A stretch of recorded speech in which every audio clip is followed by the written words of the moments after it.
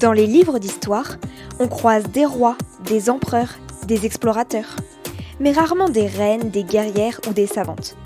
Pourtant, elles ont existé, elles ont changé le monde, et bien souvent, elles ont été effacées. Dans La Reine des Reines, je vous raconte l'histoire de ces femmes oubliées qui auraient mérité un trône dans nos mémoires.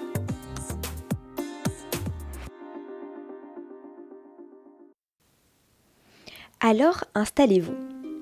Aujourd'hui, je vous emmène à la rencontre de Mileva Einstein. Mathématicienne brillante, première femme d'Albert Einstein et peut-être co-autrice de certaines de ses plus grandes découvertes. Son histoire, c'est celle d'une femme de génie, restée trop longtemps dans l'ombre du sien. Mileva Marić naît en 1875 en Serbie, dans une famille serbe cultivée et ouverte. Un vrai luxe pour l'époque, surtout pour une fille.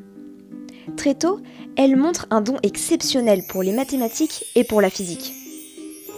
Alors que la plupart des jeunes femmes de son âge apprennent la couture, elle résout des équations différentielles.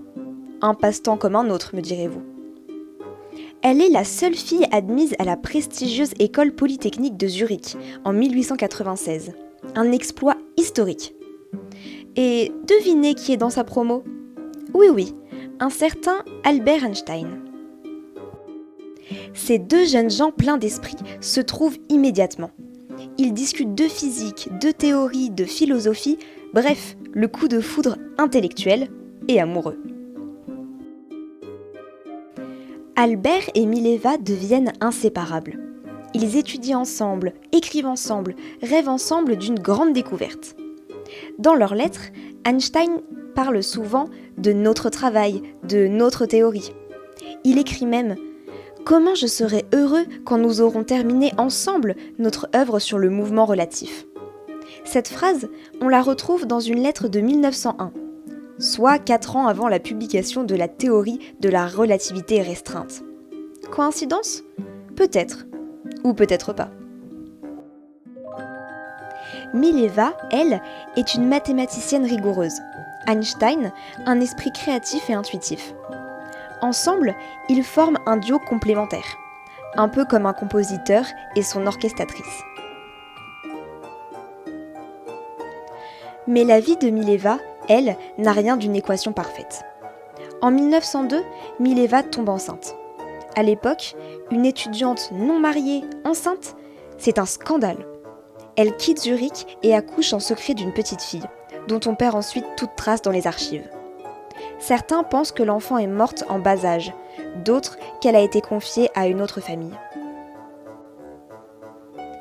Après leur mariage en 1903, Mileva met ses ambitions scientifiques de côté pour élever leurs fils, Hans et Edward. Et pendant qu'Albert commence à gravir les marches de la célébrité, elle reste dans l'ombre, submergée par le quotidien. Mais alors, a-t-elle contribué à la théorie de la relativité ? C'est là la grande question. Et la vérité est complexe.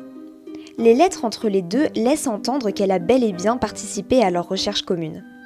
Certains historiens affirment qu'elle aurait vérifié les calculs, proposé des équations, voire inspiré certaines idées clés. Mais les preuves directes, elles, ont disparu. Les manuscrits originaux de la théorie de la relativité portent la seule signature d'Albert Einstein. Alors, simple collaboration de couple ou véritable co-auteur effacé, c'est très difficile à dire.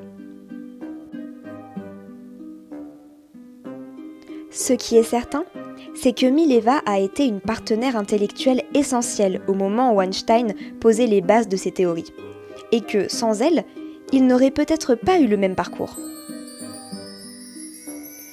Leur mariage se délite. Albert, désormais reconnu, s'éloigne de Mileva. En 1914, il lui impose une liste de règles dignes d'un contrat de colocation glacial.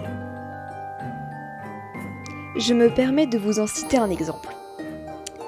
Tu t'assureras que mes vêtements soient en ordre. Tu t'abstiendras de me parler si je ne le souhaite pas. Tu quitteras ma chambre sur demande. Oui, le romantisme d'Einstein, eh bien franchement on repassera. Hein.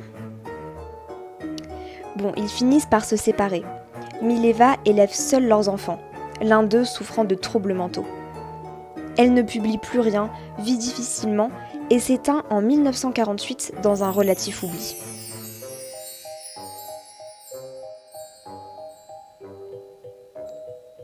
Mileva Einstein, c'est la preuve que le génie n'a pas de genre. C'est aussi une histoire de talent étouffée par les conventions sociales d'une femme qui a dû choisir entre ses rêves et sa réalité. Même si son nom n'est pas sur les couvertures des manuels, son influence plane sur certaines des plus grandes avancées du XXe siècle. Elle a aimé, calculé, encouragé, inspiré. Mais c'est Albert qui a récolté la gloire. Aujourd'hui, son histoire nous rappelle qu'à chaque grand homme de l'histoire, il y a peut-être une femme de l'ombre, dont la lumière a été cachée.